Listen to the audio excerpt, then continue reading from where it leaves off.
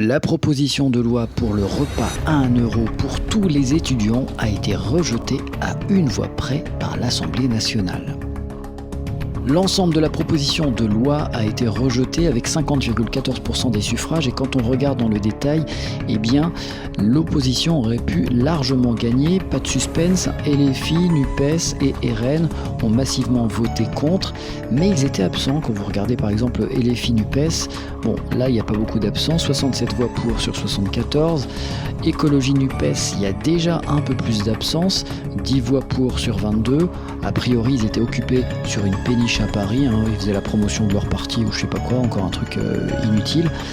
Le RN, pareil, parti d'opposition, mais 57 voix sur 88. Vous savez ce que je pense des partis politiques, que ce soit RN, NUPES, LR, et ne parlons même pas de Renaissance, le parti de Macron.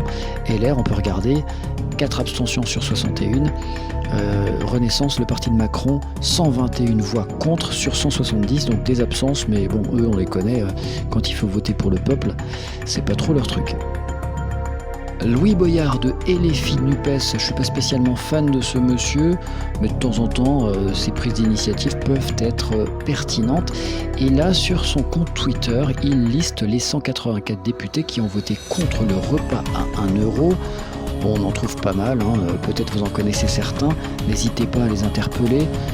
Éric Alauzet, Abadi Caroline, il y en a plein, on peut cliquer, il y a beaucoup de macronistes. Bon, enfin bref, peu importe. Ça, c'est ce qu'il a fait. Bon, il a le droit, d'ailleurs, les votes sont publics.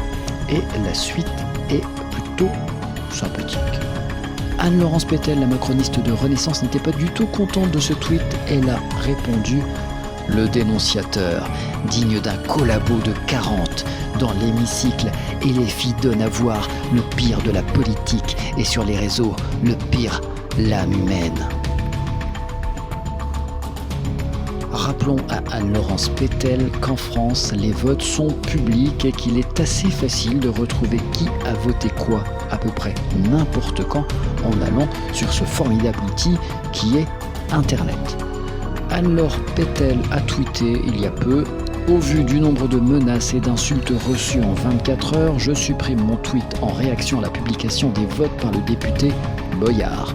Cela mettra fin, j'espère, au harcèlement en ligne que je subis, mais ça ne change en rien mon opinion sur ces méthodes indignes d'intimidation. » Ce qui est marrant avec la Macronie, c'est que pour eux, ça c'est antidémocratique, mais utiliser une dizaine de fois le 49.3, ça c'est la démocratie.